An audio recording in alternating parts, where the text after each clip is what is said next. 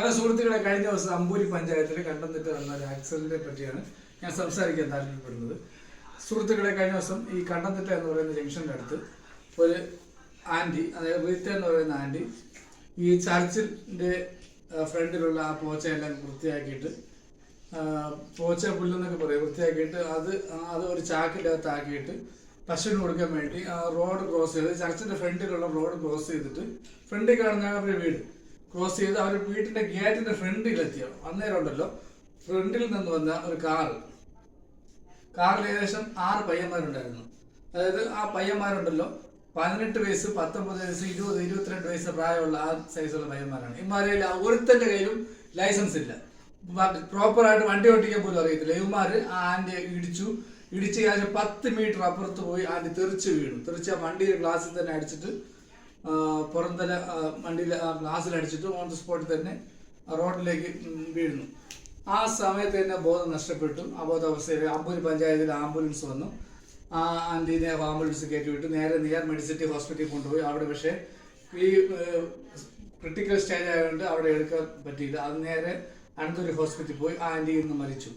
പക്ഷേ ഞാൻ ഇത് പറയാൻ കാരണം ഇതാണ്, ലൈസൻസ് ഇല്ലാത്ത ഒറ്റ പയ്യന്മാരും വണ്ടി എടുക്കാൻ പാടില്ല. 22 വയസ്സ് അല്ലെങ്കിൽ 18 വയസ്സ് പൂർത്തിയാകാത്ത ഈ ലൈസൻസ് എടുക്കാത്തവന്മാർക്ക് മറ്റുള്ളവരുടെ കാർ അല്ലെങ്കിൽ ബൈക്ക് എടുത്ത് അവന്മാർ നശിക്കുന്നത് പോട്ടെ, മറ്റുള്ളവരെ നേരായ ജനുവായിട്ടുള്ളവരെ നശിപ്പിക്കുന്നത് എന്തിനാണ്?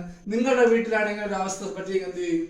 ഒരു അമ്മ അല്ലെങ്കിൽ ഒരു അച്ഛൻ അവരുടെ വീടിന്റെ ഫ്രണ്ടിൽ നിൽക്കുന്ന ആ അവസരത്തിൽ ആ ഡോറിന്റെ, അതായത് ഗേറ്റിന്റെ ഫ്രണ്ടിൽ നിന്ന് അവരെയാണ് ഇടിച്ച് നിർമ്മിച്ചത്.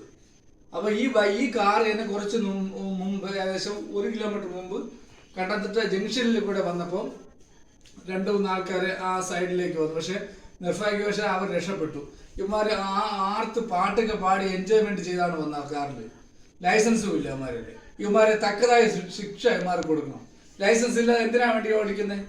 ലൈസൻസ് ഉള്ളവർക്ക്, നമുക്ക് തന്നെ ലൈസൻസ് ഉള്ള ആൾക്കാർക്ക് തന്നെ പ്രോപ്പറായിട്ട് ചില സമയത്ത് വണ്ടി ഓടിക്കാൻ പറ്റുന്നില്ല. അപ്പൊ ഇല്ലാത്തവന്മാരുടെ അവസ്ഥയോ?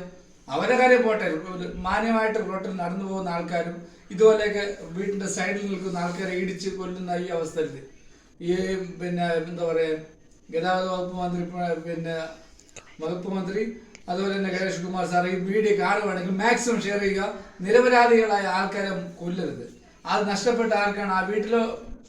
ആ വീട്ടിലെ വ്യക്തികൾക്കാണ് നഷ്ടപ്പെട്ടത്. ആ കുഞ്ഞുങ്ങൾക്കാണ് മാതാവിനെ നഷ്ടപ്പെട്ടത്. അപ്പൊ നിങ്ങളുടെ വീട്ടിലാണ് ഈ അവസ്ഥ ഉണ്ടാവുന്നത്, എന്ത് ചെയ്യും? അത് ജനം പ്രതികരിക്കുക.